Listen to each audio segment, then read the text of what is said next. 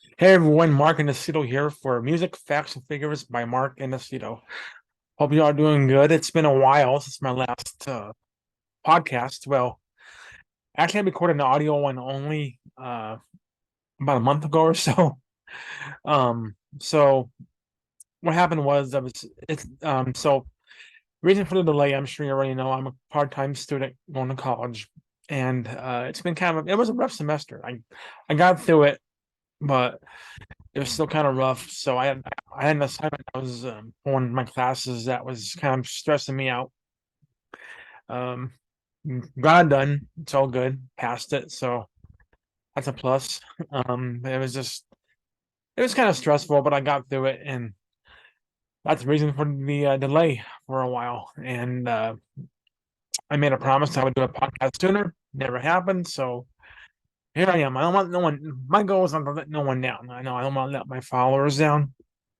You know, uh, doing what I can do to get by with this, and I hope I can do better by doing more. Like maybe once a week if possible. I did that for a while, and it was doing really good, and then it stopped again. Um, so if you bear with me, I'm gonna get new podcasts up. So it's just a matter of um, trying to get it done, trying to, you know, all that stuff. But anyway, so my wife and I went to the Stanley Hotel in Estes Park, Colorado, for our anniversary, 10-year anniversary, by the way. Um, we um, I was gonna do a ghost podcast there, and I recorded some stuff on my EVP player, and I haven't had a chance to listen to it yet. And that was gonna be my next podcast, which is this one. I did an audio podcast only to discuss that. I'm just saying I'm gonna go to Stanley for my anniversary. I'm gonna do a little tour there, so I'm gonna record some stuff there and hopefully come back with a podcast about that, which I plan to do still. It's my goal, and I want to listen to my EVP recording and see what I captured. I didn't catch anything significant when I was there this time. Maybe one thing, but there was a moment when I was walking on the fourth floor. I was walking up from the third floor to the steps up to the fourth floor, and I felt like I was being watched. So I had an eerie feeling in my mind, like someone's watching me, someone's still watching me. So I don't know if that was anything significant or not, but um, I'll listen to my recordings, and whenever I gather up, I'll try to put it onto a podcast. If not, I'll just do like a history of the Stanley as a podcast and discuss my experiences there this time and the time before that when I was there 10 years ago on a honeymoon. And those of you who don't know what the Stanley Hotel is, I'm sure you all know. The Stanley is the hotel where Stephen King was inspired to write the Shining at. So, um, yeah, that's a hotel. Um, and my next podcast is going to be about that. I'm hoping. So let's bear with me. It'll be up. um, but anyway, here you are again. I'm going to do my history of music series today. We're going to talk about June 1967. The summer of love is in full force. And anyway, let's get started on this podcast. I hope this goes well. I hope you enjoy it. Uh, my podcast is on the apps such as Spotify, iHeartRadio, um, Apple Podcasts, Apple Podcasts and Google Podcasts. And my YouTube channel is under the same name, Music, Facts, and Figures by Mark Inesito. You can look me up there. If you like it, please follow me. I appreciate it very much. I appreciate that those of you that are already following me. Thank you for supporting me, for believing in me. Appreciate it. Um, anyway, before I get started, I ran into a couple of YouTubers when I was at the Stanley.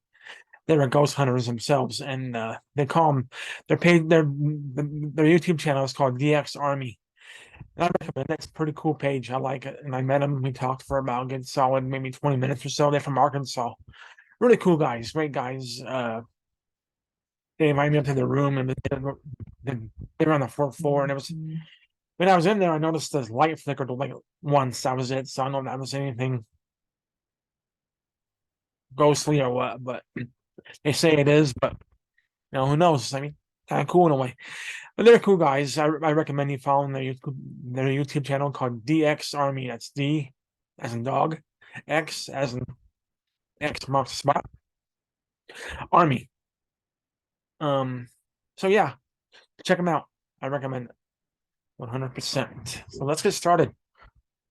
A History of Music, June 1967, the Summer of Love. Peace. Oh, and cheers. A seltzer water. Mm. Oh, yeah. So I got a PowerPoint going on here. Let's get started. Actually, hold up. Time out. Bear with me. All right. Share my screen.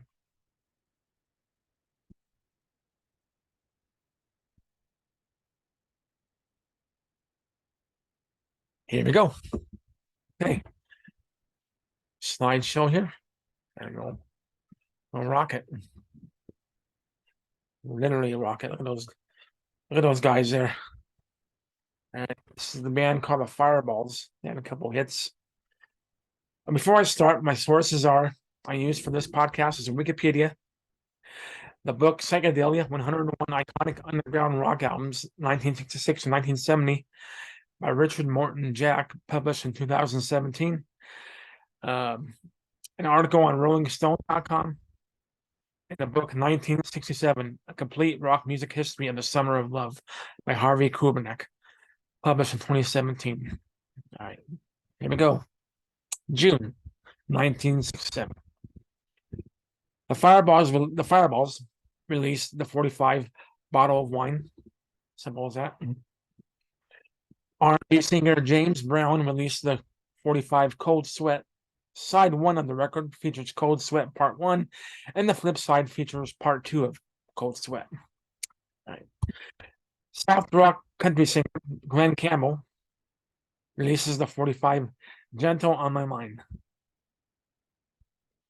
The Left Bank releases the 45 She May Call You Up Tonight, back with Barterers and Their Wives. Vanilla Fudge. Ooh, Vanilla Fudge. Sounds awesome. Okay, anyway. Vanilla Fudge released the cover of the Supremes' You Keep Me Hanging On. San Francisco Jefferson Airplane releases the 45 White Rabbit, back with Classic Fantastic Lover. White Rabbit talks about imagery in both Lewis Carroll's books, Alice's Adventures in Wonderland from 1865, and the sequel, Through the Looking Glass, 1871. Instrumental soul group Booker T and the MGs releases their 5th album, Hip Hugger. The album includes the hits Hip Hugger and the cover of the Young Rascals' Groovin'. British band The Hollies releases their 6th album, called Evolution. The 12 songs featured on the UK release were all written by members Alan Clark, Graham Nash, and Tony Hicks. The album's elements include psychedelic pop, freak beat, and baroque. Highlights from the album include Then the Heartache Begin, Stop Right There, Water on the Brain, Lullaby to Tim, Rain on the Window, and the harpsichord-driven Yay O Coffee Shop. According to Wikipedia's take on the album cover artwork was created by The Fool, with a psychedelic cover photo by Carl Ferris, who is credited with creating the first truly psychedelic photograph for the album cover. Ferris commented on making of the album cover during the special signing of cover prints in 1997. They wanted to break from their pop beat sound into something more psychedelic, so I listened to the music that they were recording at Abbey Road Studios and got an image of them pushing through a membrane into a psychedelic world. And so in summer of 1966, I took a studio shot of them pushing out their hands and the lead singer pointing through clear plastic. Over this, I superimposed a shot of William Morris, Art Nouveau, wallpaper with an illustration and love lettering drawn by my girlfriend. Anki? Ank? Hmm. This combination created the image of the Hollies pushing through to a new wave of music style and consciousness. I worked with a Foo led by Simon Postuma. I can't pronounce that, sorry. On this, and they did the lettering, the back cover design, and the group's costumes. Born John Glenn Vliet in Glendale, California on January 15th, 1941, and known as Don Van Vliet for most of his life, his band and him released their debut album titled Safe as Milk. They released a number of 45s throughout 1966. Safe as Milk's elements contain blues rock, garage rock, rhythm and blues, and acid rock. Blues guitarist Ry Cooder was a member of the band. As an extra bonus, Van Vliet became friends with Frank Zappa.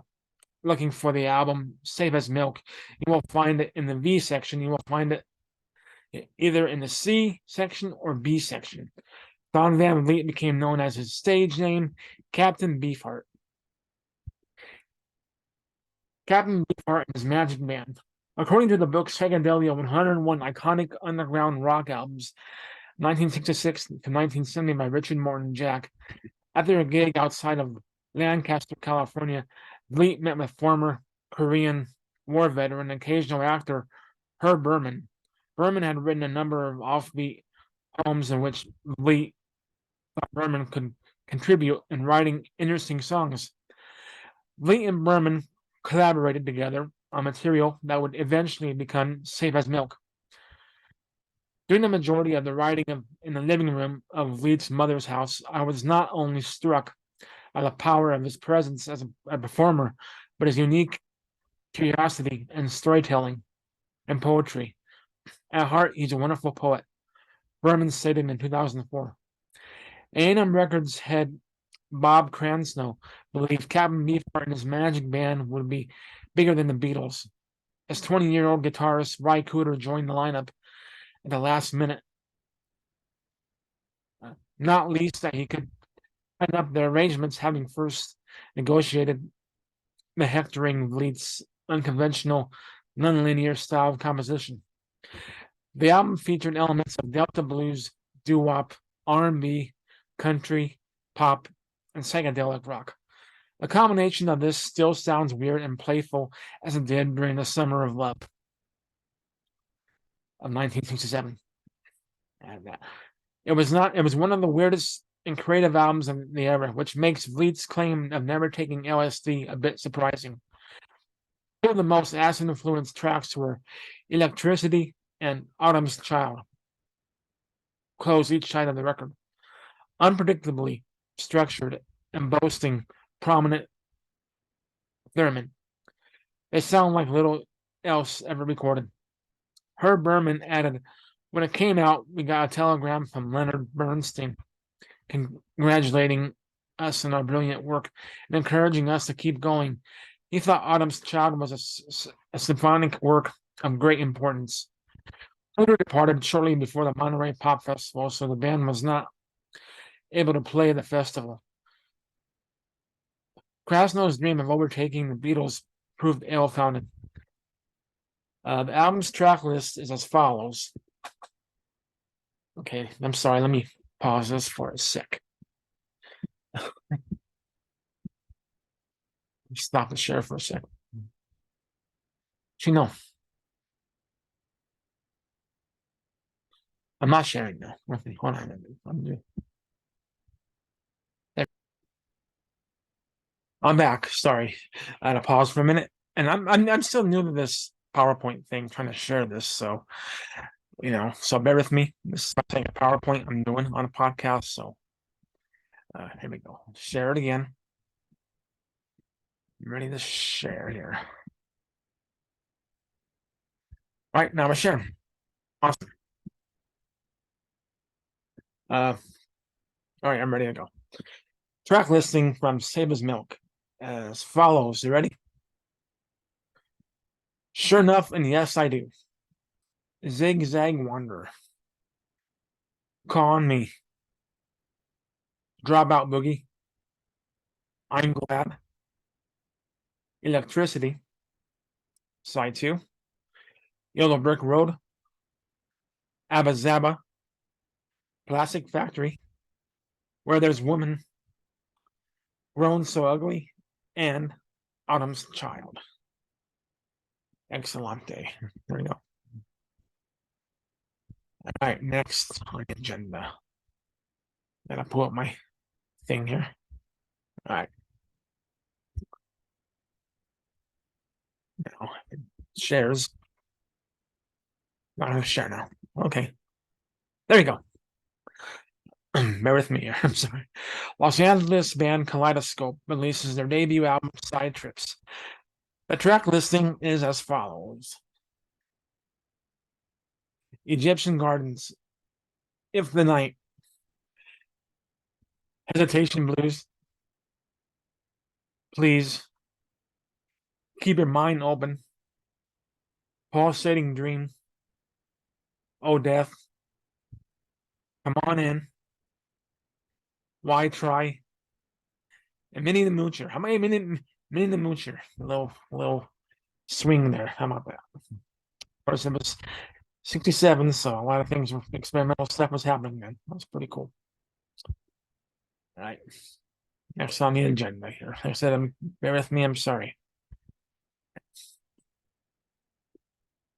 June 6th, San Francisco's Moby Grape releases their self-titled debut album. Skip Spence, who left Jefferson Airplane as their drummer, formed Moby Grape in order to return to his guitar playing. The band came together which included 3 members of a band called The Frantics, lead guitarist Jerry Miller, bassist Bob Mosley, and drummer Don Stevenson. A 5th member joined guitarist Peter Lewis, who was the son of Hollywood legend Loretta Young, and that was how Moby Grape was formed. The band stood out on the San Francisco scene as all 5 members wrote and sang in harmony. The 3 guitar lineup, as well as doing a short, sharp songs, were also provided lengthy improvisations. The book Psychedelia, 101 Iconic Underground Rock Albums, 1966 and 1970, by Richard Morton Jack, talks about the album released party. The LP was launched at the Avalon Ballroom on June 6th. Special bottles of wine with the band's logo and their labels were provided, but no corkscrews. And the release of hundreds of purple orchids from the ceiling made the floor a treacherous mess. Jack adds by explaining, then the singles became hits, and though the LP was well received, Crawdaddy said Moby Grape assaulted their audience, excuse me, I'm stuttering here, baiting them in almost unavoidable joy. And Teen Set called them the best thing out of San Francisco since their Airplane. The album cover shows drummer Don Stevenson holding a washboard and flashing the middle finger, as you can see right there in the middle. Right there. Yeah, big fuck you guys. I'm just kidding. I'm just kidding. Okay.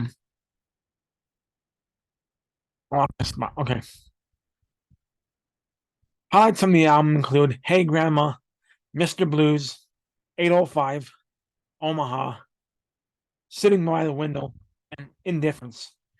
Guitarist Peter Lewis commented, "We were maniacs. I was raised in Hollywood, so I know it's not cool to put your cigarette out on Clive Davis, the Columbia Records president, his rug. We just thought we were so good that we could do what we wanted to do."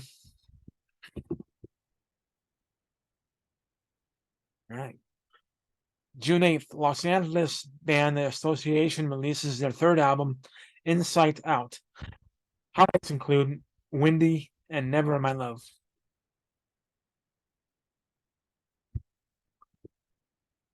June 10th through the 11th, what was considered as rock's first premier rock festival takes place. Fantasy Fair and Magic Mountain Music Festival at the Cushing Memorial Amphitheater in Marin County, California. And here's some pictures of the show, and I'm going to read an article about it from RollingStone.com. That's a poster, promotional poster for it. This is considered as a first rock festival.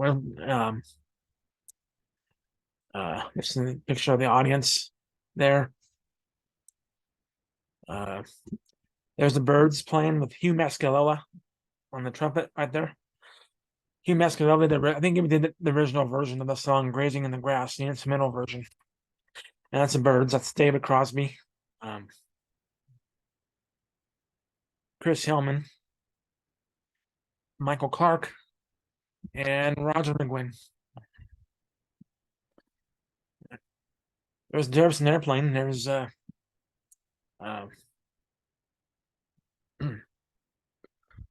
that's Paul Cantor, Marty Ballin, Jack Cassidy.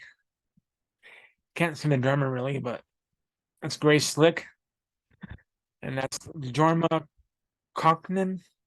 And his name right, I apologize for that. This is David Crosby of the Byrds, Marty Ballin of Jefferson Airplane, and Jack Cassidy of Jefferson Airplane. I think, is that it? Oh, another poster again. All right. Something to read an article about that from RollingStone.com. Let me pull it up right here, if you don't mind. I think this is it right here. All right, it's written by Jason Newman, published on June 17th, 2014 on RollingStone.com. The untold and deeply stoned story of the first U.S. rock festival. On the Doors, Byrds, and nearly 30 other bands, a pack of Hell's Angels on a lot of drugs made history at Fantasy Fair and Magic Mountain by Jason Newman again. On June 10th and 11th, 1967, one week before the Monterey Pop Festival and 2 years before Woodstock, tens of thousands of Bay Area music fans coverage on the Sidney B. Cushing Memorial Amphitheater on Mount Tamalpais, I can't pronounce it, in Marin County, California, for the first U.S. rock festival, conceived as a promotion for the KFRC 610 AM radio station. The Fantasy Fair and Magic Mountain Music Festival featured more than 30 acts, including The Doors, Jefferson Airplane, The Byrds, and Captain Beefheart and his Magic Band, as well as a group of Hell's Angels and an acid doctor to mitigate bad trips. Arguably, the festival was the true start of the Summer of Love, and this is its previously untold story.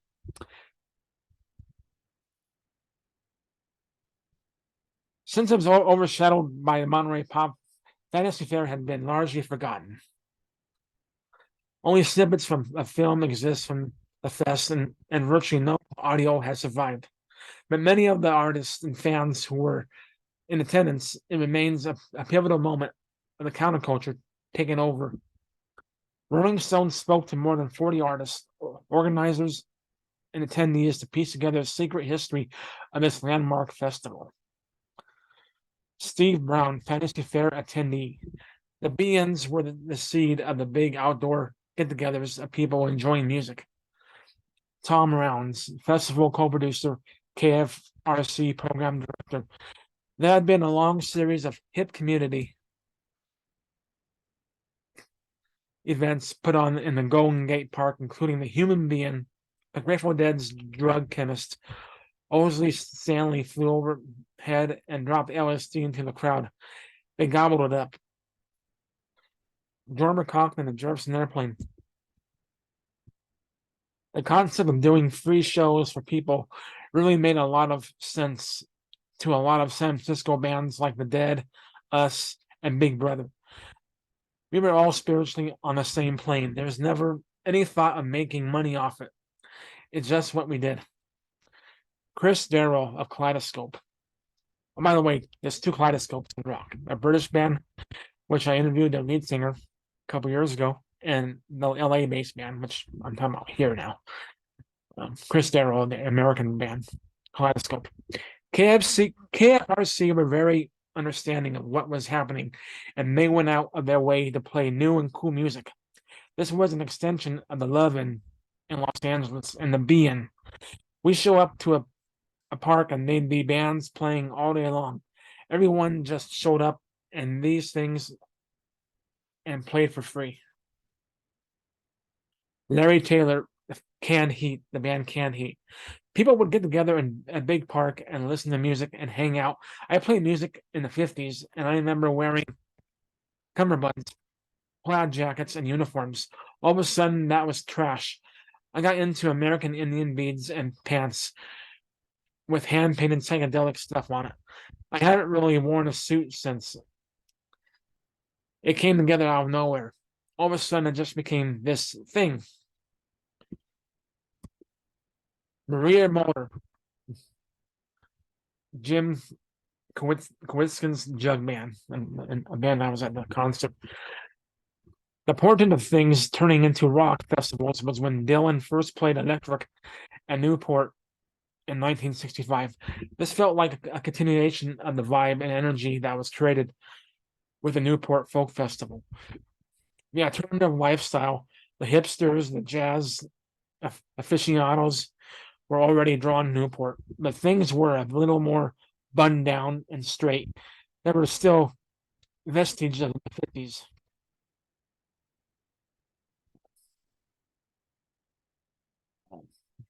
Sorry. Steve Brown, an attendee again, says KFRC was getting spooked that rival San Francisco DJ station manager Tom Donahue was really starting to make a new scene out of radio in San Francisco. This was KFRC trying to catch up on the game and be cool by promoting this event. Larry Taylor of Canned Heat again comments. You also had venues like the Fillmore in Avalon, which had 3 different bands every night, all with different styles. So a festival was like transporting that to an outdoor setting. Rounds. I'm trying to find the first name again. I gotta scroll up and find out.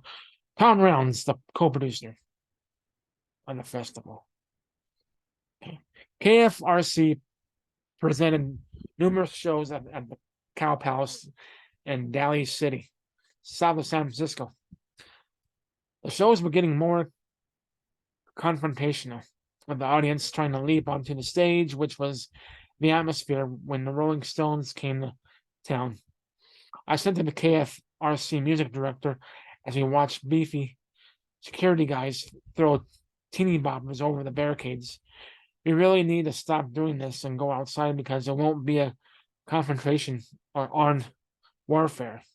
There won't be a barrier between the audience and the performers. Rounds, who passed away earlier this month, earlier in when this was written, June,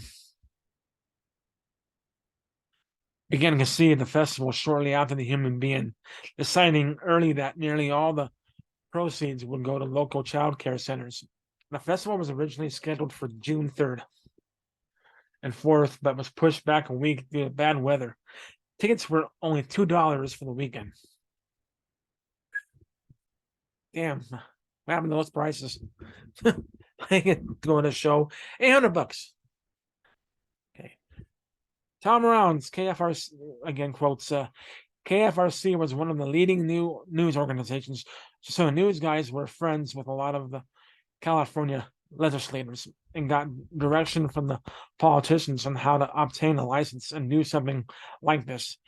The Marin County Board of Supervisors was aghast and the idea of hippies storming across the Golden Gate Bridge to lay waste to their wonderful lifestyle in Marin.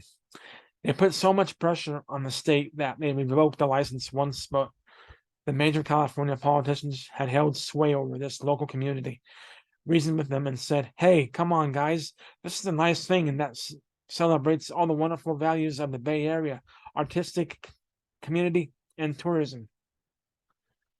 Mel Lawrence, Fantasy Fair co-producer.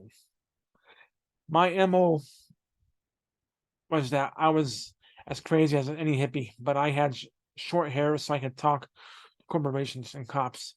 That did me very well, particularly when I did Woodstock.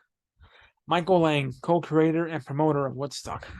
Mel and I hit it off, and he stayed and became Woodstock's operations manager. Mel was very practical and very creative and very well organized. He was just very unflappable, which was essential, and very creative in his approach to things. Tom Rounds. We relied on leaders from the hip community and Haight-Ashbury to guide us, so we stayed on their side. Even though it was a commercial radio station sponsoring the festival, it was a charity for the Hunters Point Child Care Project, which gave it this quaint bill of health with people who are liberal. I'm not gonna scroll up again because it keeps showing the last name of that person quoting. So remember whose name I said, and the last name Lawrence, and then that's who's making this quote right here. So I'm sorry. It was Tom's idea to do a benefit show. So I said, yeah, let's do it over 2 days. Now, how are we going to put that many people in cars up a mountain? I had to think of a way to get people up there. And we did this bus thing where we parked everybody down in Marion County in various parking lots and bused them up the mountain. I was the logistics guy, fences and shitters and that kind of thing. Tom Rounds. Booking bands was the easiest part of it because KFRC, being the #1 top 40 radio station in San Francisco, had a total support of the record promotion guys. Anybody playing in the Northern California area made sure that they visited the outdoor theater on Mount Tam, as long as it was not a conflict with anything they were booked to do. The outdoor theater had no lighting, so the festival started at 8 a.m. and had to be over by 6 p.m. So we didn't compete with the local promoters if their bands were playing at night. The Hells Angels in Eden. Lawrence comments here. I get this call from a Hells Angel named Milan Melvin, and he said, Hells Angels Oakland branch founder Sonny Barger wants to talk to you. They want to go to the festival. I said, sure, have them come in. No, we got to go over there. So he parks his Harley outside of the station, and out I go and say, you want me?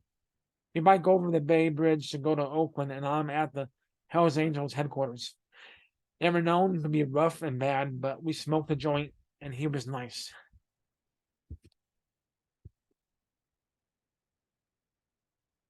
Joel Selvin, attendee and author. The Hells Angels were always a saving grace in those days, long before Altamont. They were in the security guards at the BN to handle all the lost children. Lawrence again quotes, Sonny says this is going to be a big show and a lot of my guys want to go, but we can't leave our bikes because people screw around with them and try to tip them over. I said, there's no parking up there. The bikes don't take up as much room. I've got to negotiate with the highway patrol about this, he said. If you let us bring our bikes up there, we'll keep the peace. The next day I went to the CHP, I think that's the California Highway Patrol, and I told them what's up, and they were okay with it. It was the summer of love, you know. Tom Rounds. They were not hired, it was their turf, and we needed their support. I don't think it was our intention to use them as security. It was just our intention to have them present to be fearsome. It was totally non-confrontational, just them being there said, okay, there's law and order. John York, the lamp of childhood, and the birds. I don't think it was in the birds then. It can be a really ominous cloud over those guys, but they have to be in that mood. During the daytime, it was sunny and beautiful, and there's hippie chicks dancing around. Nobody wants to have that dark cloud. That kind of violent reaction has to be stimulated by something like Altamont. There, the sun was down, and there was a feeling in the air. If that element isn't around, they're just guys who like to work on their bikes. Roger McGuinn of the Birds. He probably had some enhancements going on, so there was an altered state of consciousness, but they were all very gentlemanly. Gentlemanly. There was no precedent for them to be violent with normal people, and we had no fear of them. They were pretty cool. Billy Davis Jr. of the Fifth Dimension. I stayed away from them.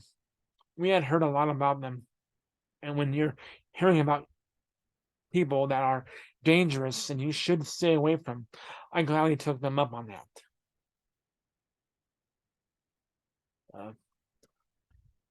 Climbing Mount Tam.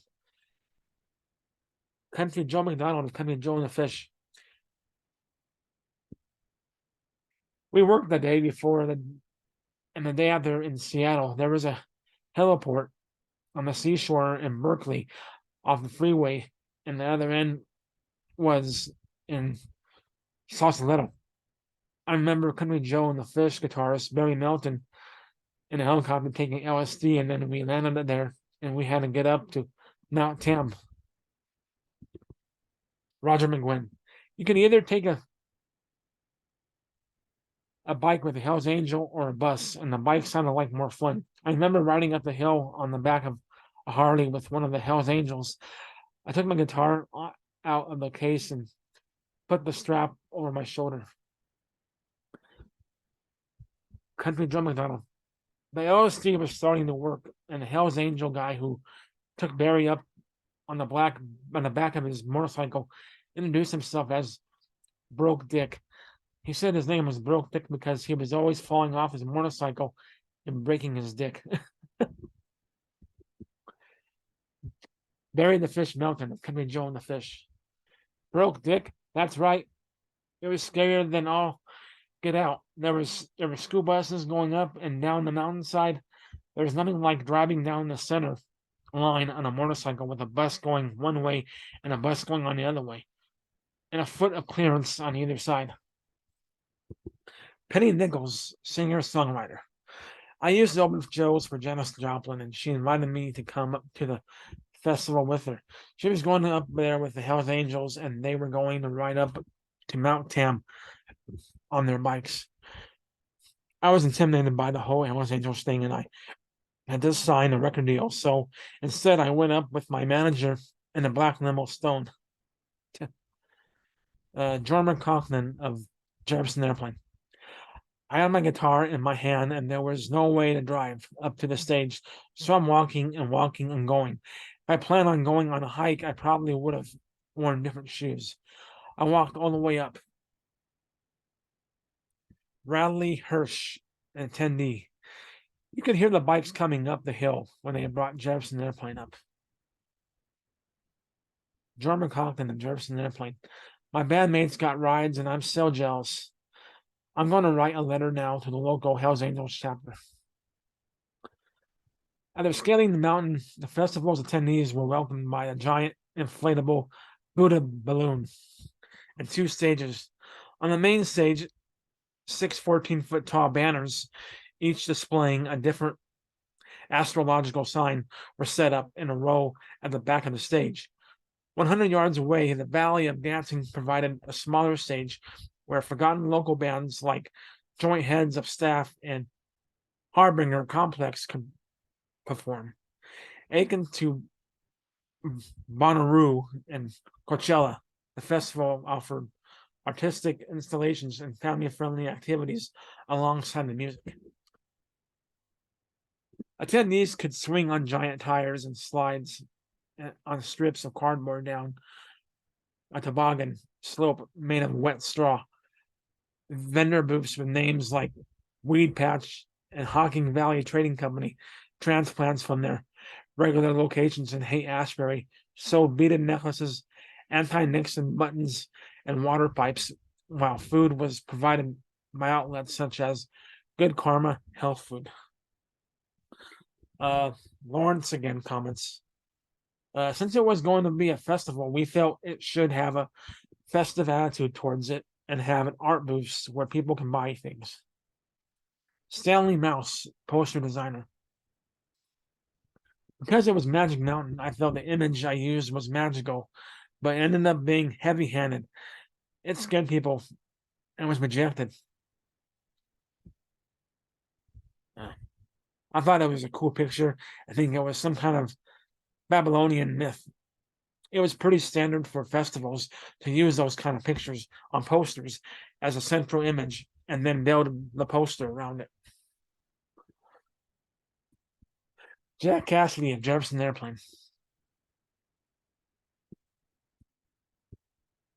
The fair part was based on the Renaissance fairs, where people dressed up in costumes for periods, pieces, and they had jugglers, acrobats, and people reciting old poetry. It was part of the whole attraction of the festival, of having various talented people in their community able to express their talents in so many different ways. Terry Costalis,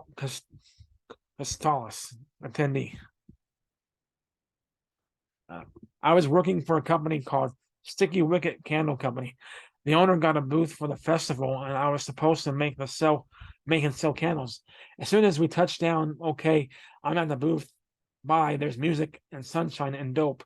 The candle owner fired my friend and I after the weekend, but it was worth it.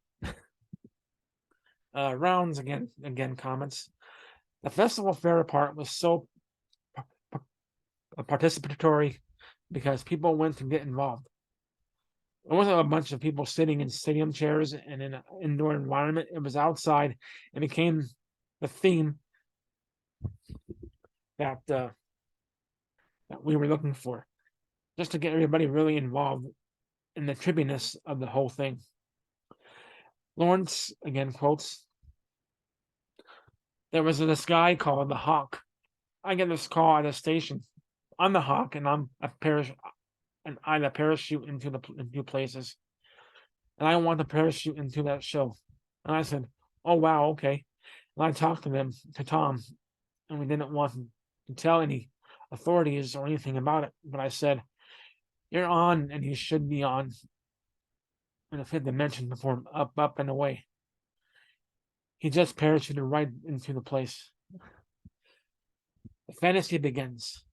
The lineup reflected the era, a time when AM and FM existed in a bizarre confluence, with KFRC airing underground groups alongside more popular artists. Similarly, at the festival, mainstream acts like Dionne Warwick shared the bill with underground psych rock groups like the Chocolate Watch Band and the Folk of Tim Buckley, and the Lamp of Childhood, fronted by Future Birds member John York, mingled with the blues rock of Canned Heat and the Sparrows, whose members would change their names to Steppenwolf, the Sparrows, and record Born to Be Wild a few months later. It was a quasi-accidental mishmash that foretold that intentionally disparate lineups of future festivals. David Mahler, attendee. There were a lot of people like me going out and having their first hippie rock and roll experience. There was a lot of long hair and girls with flowers in their hair. Excuse me. Jack Cassidy of the Jefferson Airplane. You could have sunny days on Mount Tam, but it could just as easily be engulfed in fog. They got lucky with a perfect day. Jorma Kaufman of Jefferson Airplane. It was one of those magical days that made you say, I have to move to the Bay Area, before you realize there's only like 14 of those days a year. Bill Champlin, Sons of Champlin. Just about everyone in the Bay Area at some point had something to do with the show. We had the 8 a.m. slot, but you're talking about musicians, so 8 a.m. is still last night. Drummer Cochran. The musical community in San Francisco was different than today. There was a real artistic community that existed. To get together in a local festival was really like a big block party. I did Bonnaroo once, and I didn't get that feeling. Almost everyone knew each other at the time. So early in the summer of love, a lot of outsiders hadn't really started to come in from around the country. We all just went to each other's shows. Jack Cassidy. This was the first time we realized that this many people would come to hear this kind of music. Roger Collins, an artist.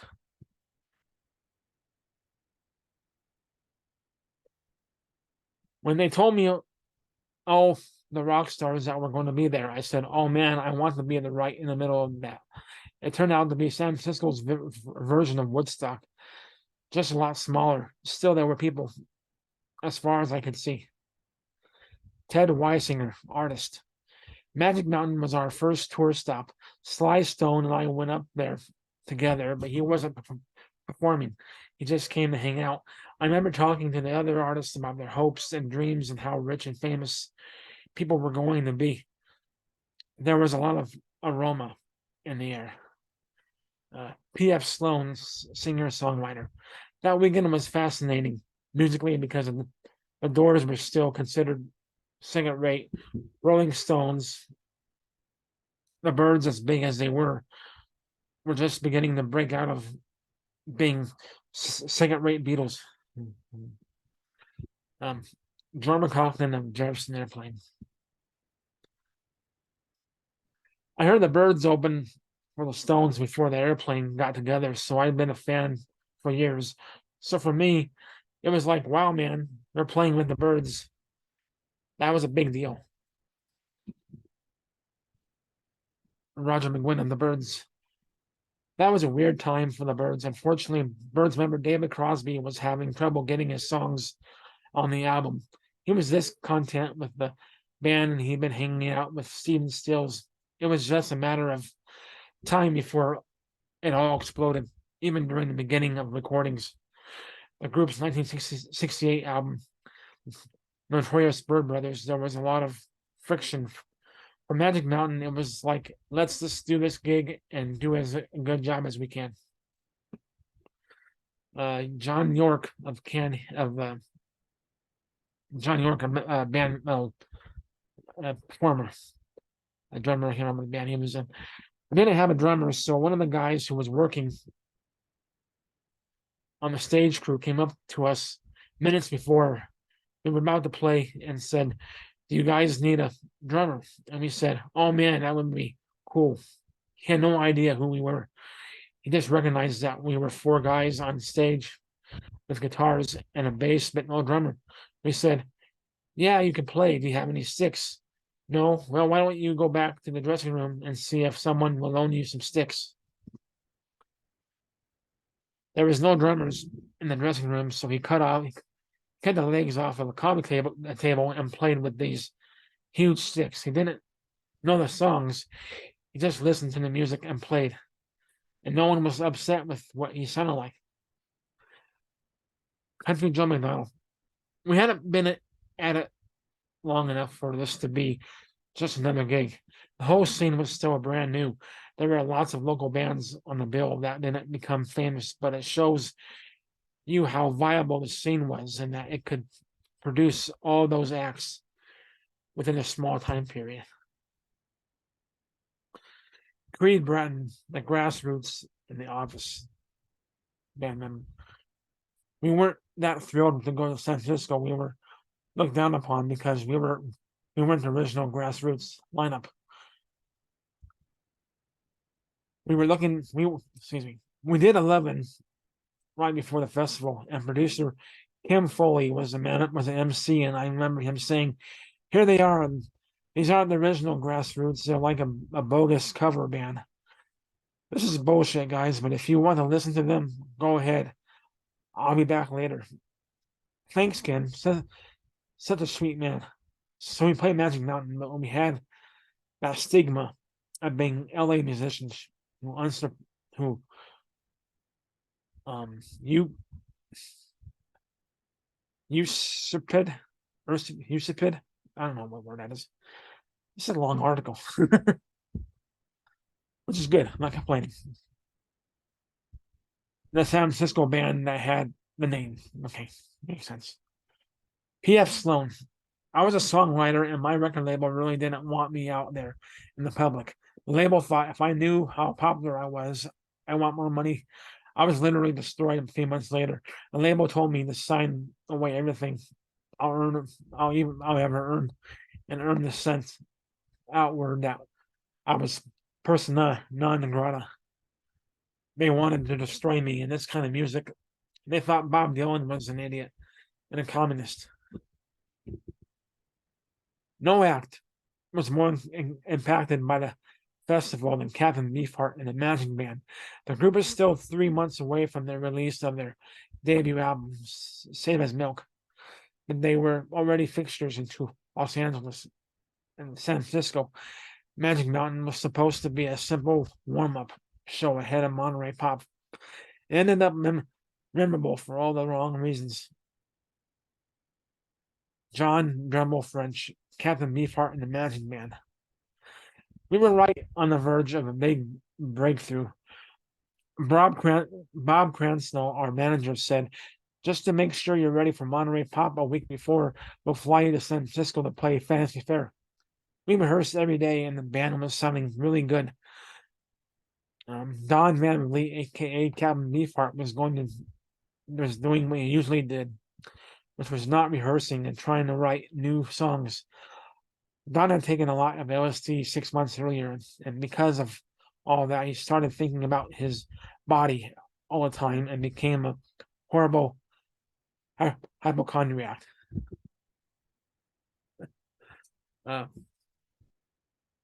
He kept thinking he was having heart attacks and driving to UCLA Medical Center. He liked this car too much to let anybody else drive, so he drove himself while having a heart attack. As we're taking the bus up to Mount Tam, I'm gonna call it Mount Tam. Don decided to open up the band set with a jam that nobody knew called Maybe That'll Teach Ya. I had to explain to guitarist Ry Cooder that we're going to do a song we've never done before, and he looks at me like I'm out of my mind. We got through the first song. When it came to the second song, Don completely froze. I see Don turn around, panicked, and walk off the back of the stage like there was no drop and fall off. We finished the song and left, and I saw Ry pack up his guitar saying, I got better things to do.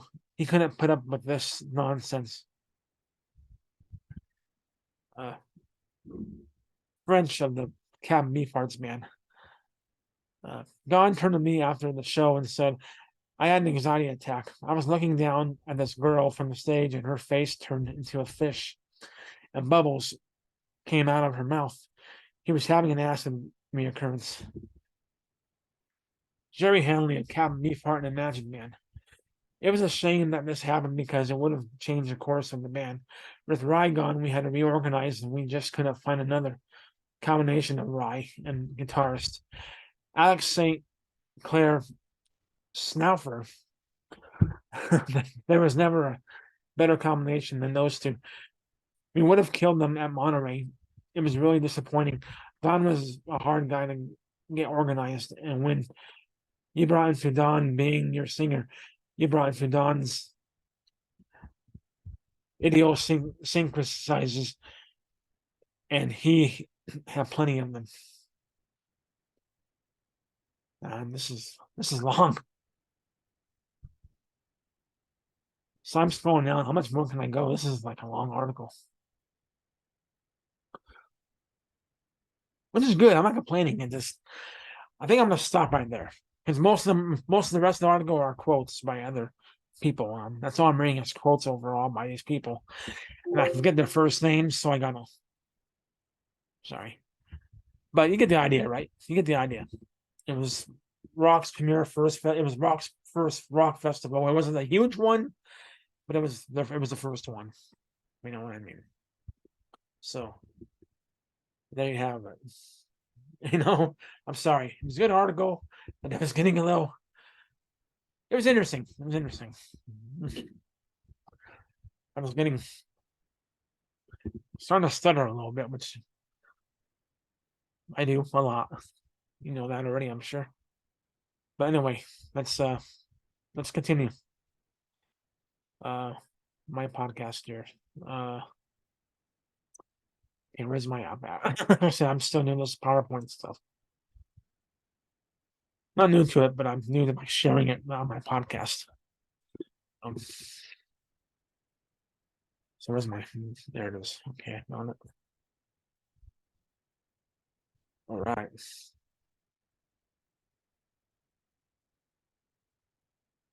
Okay, that was fun. Now, if you don't mind, I'm gonna go over the set list. You don't care. That was my next go, actually. Uh, uh, the set list.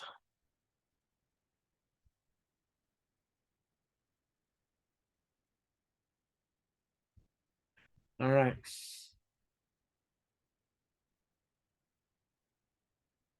That's one here. That's gonna be good. All right. This is Saturday, June 10th. Blackbird and Snow, Canned Heat, Dionne Warwick, Every Mother's Son. Every Mother's Son had that one hit. Come on down to my boat. That's it. That's it. They were there. Jim Kawiskin and the Jug Band.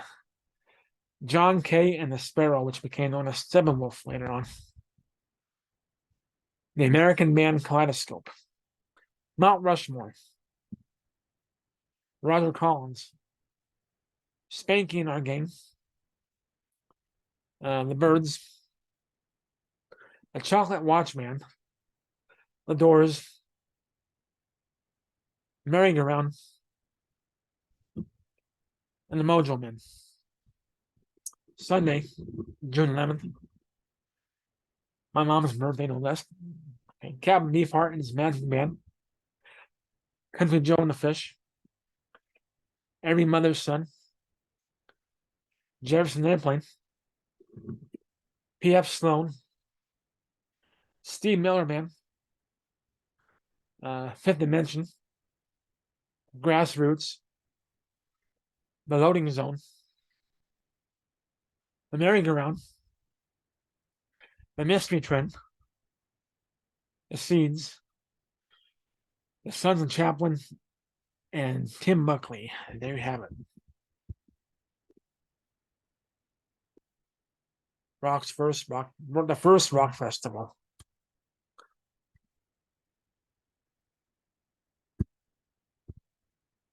Right.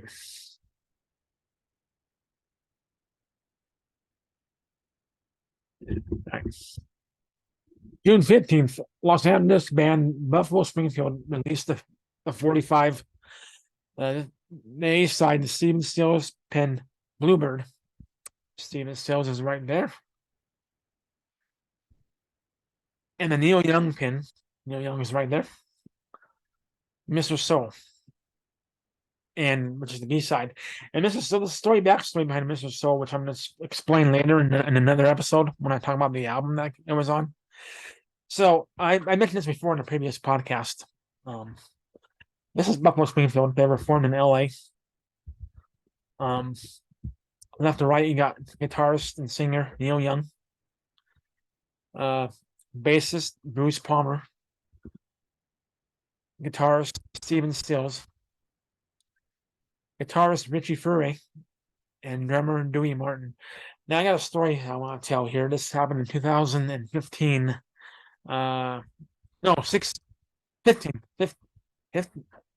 16. What year was it? I think it was 16 if I'm right. Easter. It was on Easter Sunday. Richie Furay is actually a pastor. He's retired now as a pastor, but he pastored a church in Broomfield, Colorado. I saw him preach one time. Really good preacher, good service, very Bible believing. And yeah, it was an honor out there, Richie Fury. And the music was kind of like a bluegrass, like it was pretty cool. Yeah, Richie Fury. All right, let's continue. June 16th, British band Pink Floyd releases the 45 See Emily Play back with Scarecrow.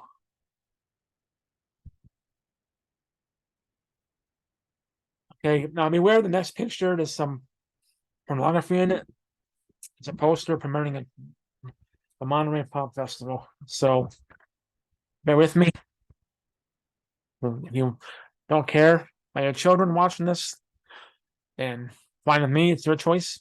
Before one, I warned. So there's some pornography in this next poster. Right? To me, it's art in a sense of using this. Uh, uh, it's art.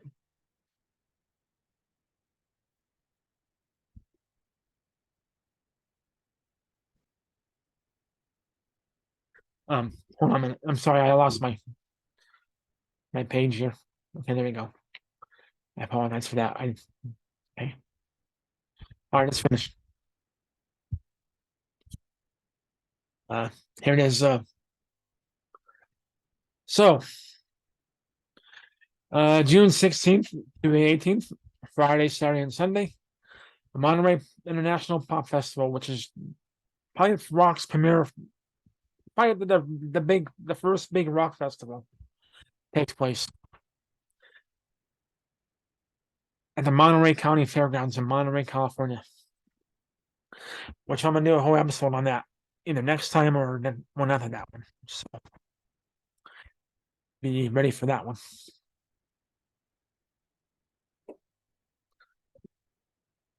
Okay, British singer Lulu releases the 45 Let's Pretend back with to Serve with Love. The, the, the latter becoming a huge hit for Lulu. The song was also in the 1967 movie of the same name, starring Sidney Poitier as a school teacher in London. Lulu also was in the film. On an added note, around 1968, Lulu was involved in a relationship with Fiji Maurice Gibb. And that's all I have for this podcast for June of 1967. The article was a little bit long. There was mostly quotes when I was reading. Um, so, um, in the sense of that, I kind of quit. And you get the idea. Hippies on pot, acid, getting stoned, having a good time, dancing, listening to music on the time. And you get the idea. And there was just a lot going on in that article, which is good. I'm not complaining. It's a great article, I'm sure. But I was like, okay, this is enough. There was mostly quotes on the sun, so I just kind of gave up and says, so you get the idea. So I don't even really discuss it more. Anyway, thanks for tuning in to this podcast. The next podcast, which I hope is next week. Don't quote me on that. I'm not going to promise, but it'll be up. But it'll be about the Stanley Hotel and my experience there. It's either going to be that or it's going to be about the Stanley Hotel itself, its history, kind of like my experience in the first year I went there, because I did experience some ghostly stuff my first year that I recognized. Maybe some stuff here this time, but not enough to say, whatever. But anyway, thanks again for tuning in. I appreciate it. Thanks for bearing with me. Until next time, I'm Mark Anacito from Music Facts and Figures by Mark Anacito. You can find my podcast on Spotify, iHeartRadio, Apple Podcasts, and Google Podcasts, as well as my YouTube channel under the same name, Music Facts and Figures by Mark Anacito. Please follow me if you like it. Until next time, goodbye. Have a safe 4th, and God bless. Oh, by the way, I want to do this at the beginning, but I'm going to say it now. being from Colorado, and a basketball fan as well, and Nuggets fan, obviously. Go Nuggets! The champions. All right. Thank you. God bless. Thank you so much.